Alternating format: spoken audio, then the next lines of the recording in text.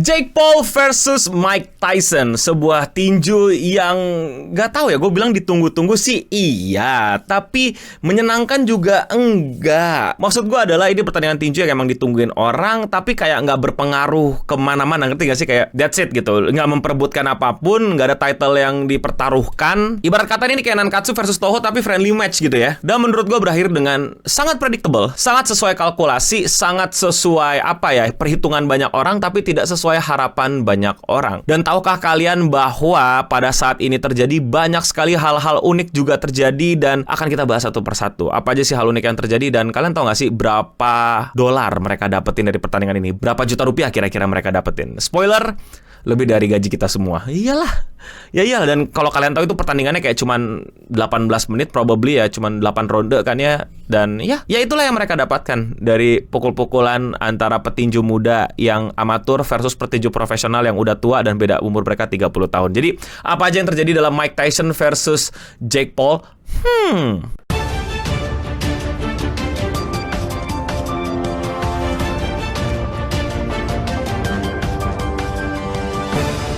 Jadi ini pertandingan tinju kalau nggak salah namanya exhibition match ya. Jadi ya match seru-seruan aja, nggak ada title yang diperebutkan. Bahkan perbedaan berat badan kalau nggak salah ya, itu juga nggak terlalu dipermasalahkan dengan signifikan. Apalagi perbedaan umur. Buat yang belum tahu, Jake Paul adalah seorang karir dia tuh di internet ya bikin masalah, bikin ulah, bikin kontroversi, bikin drama. He also lights his mattress on fire to roast marshmallows.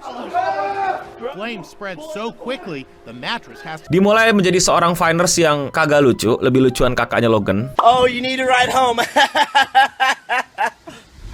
Terus habis itu gara-gara Vine tutup, habis itu dia pindah ke YouTube dengan bikin kerusuhan-kerusuhan. For his stunts, he's always joined by a crew of rowdy buddies.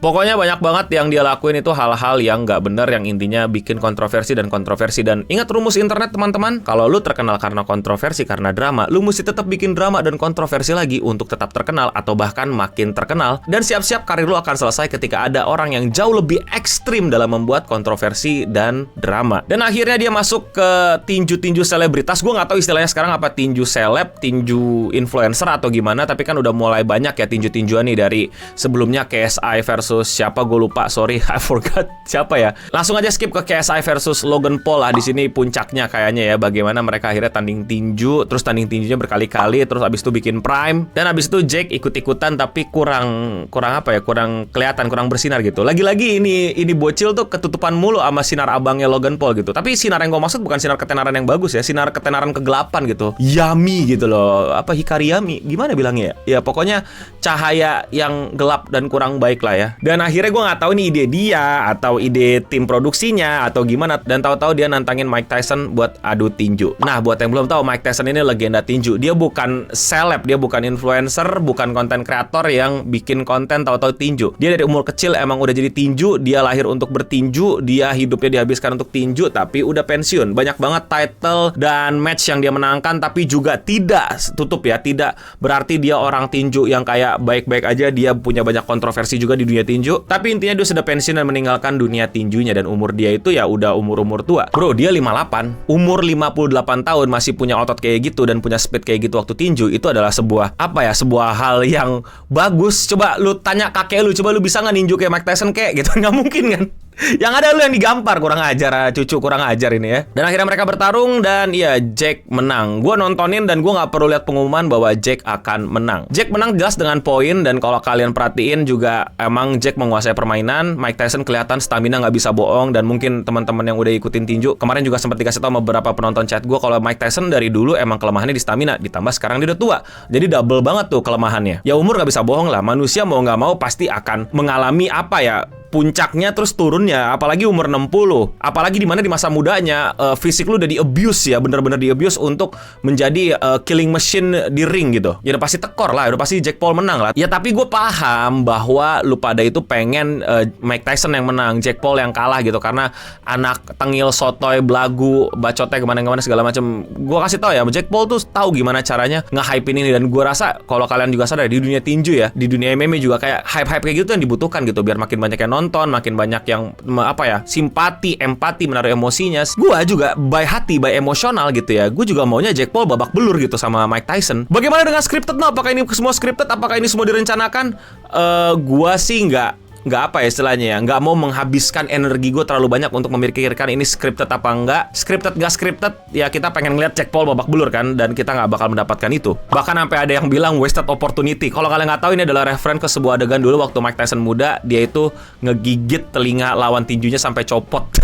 Wasted opportunity, jangan lakuin, never do that. Ya again, hatiku ingin Mike Tyson menang, tapi otakku bilang sudah pasti Jake Paul yang menang. Dan kalau kalian tahu, ini adalah formulanya Jake Paul. Ini adalah hal yang biasa Jake Paul lakuin. Jadi karir tinju amatir dia itu tuh sering banget ngelawan orang yang udah pensiun. Seriusan, dia itu ngelawanin atlet-atlet pensiun, atlet-atlet yang udah tua, yang udah beda jauh sama dia, terus diajak tinju. Emang gak jelas maunya apa sih. Dan sekalinya dia lawan yang beneran masih prime-nya dan masih aktif bertinju, Jake Paul kalah. Jadi ya gitulah, kalau kalian baru tahu dan kalian baru ngelihat bahwa ya Jake Paul ini bertinju bukan untuk karir tinjunya, tapi untuk karir entertainment dia lagi. Dia nggak mau jadi atlet, dia mau jadi pemenang di dunia entertainment. Entah ya besok dia beneran mau serius apa enggak, tapi ya seperti yang kalian tahu, bahkan ada bercandaan gitu.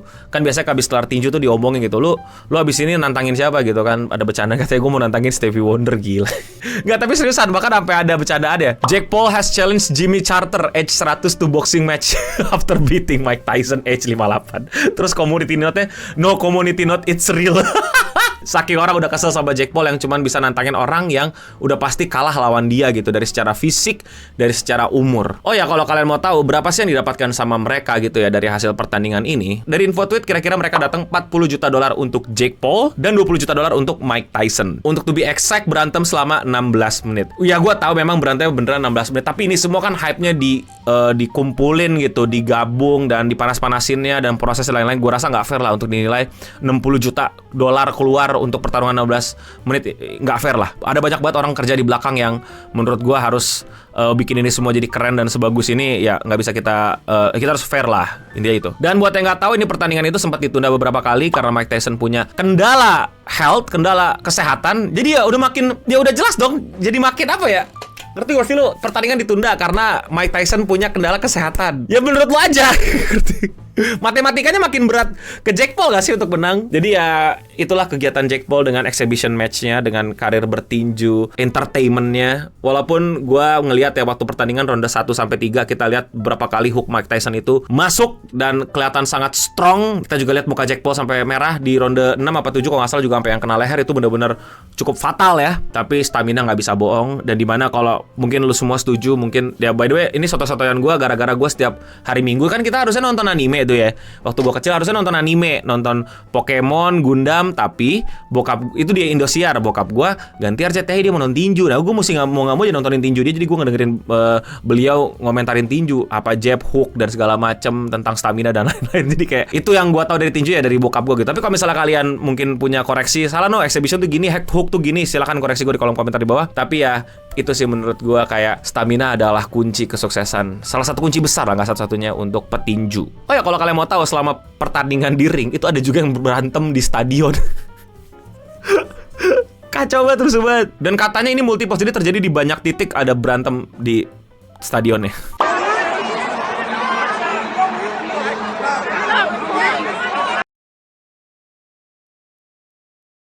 What happened? What's going on? Dan selama pertandingan juga ada truk iklan gitu yang ngasih tahu Jake Paul shame on you, plus muterin lagu KSI gitu. Terus di luar stadion alias di kursi penonton di rumah-rumah ada yang sampai kesel, sampai ya adalah salah satu konten kreator yang namanya Funny Mike yang nggak tahu sih, gue rasa emosinya emosi clip farming, ngerti nggak sih lo? Bukan yang kayak beneran emosi ya, karena konten kreator lo tau lah. Kecurigaan gue berat dong untuk ngelihat dia tuh ngelakuin ini tuh demi konten.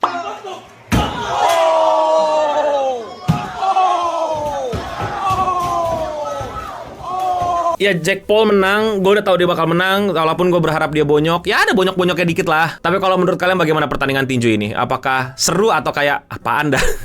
komen di bawah. Kalau kalian suka sama konten pembahasan tinju eksibisionis kayak gini dan mau support gue, lakuin dengan klik tombol subscribe di bawah. Gue bukan ahli tinju, lagi-lagi gue nggak ngerti banyak tentang tinju. Gue harap banyak teman-teman profesional tinju atau atlet tinju yang bisa bikin konten kayak gini juga untuk sharing-sharing ilmunya ke para penonton di rumah. Gue hanya bahas dari segi kontennya aja dan apa yang what's going on terjadi, dan mungkin sedikit ngasih info tentang tinju itu sendiri. Sekian seputar internet untuk episode kali ini. Gue Noboding pamit undur diri, dan untuk kita semua, stay clean and sound.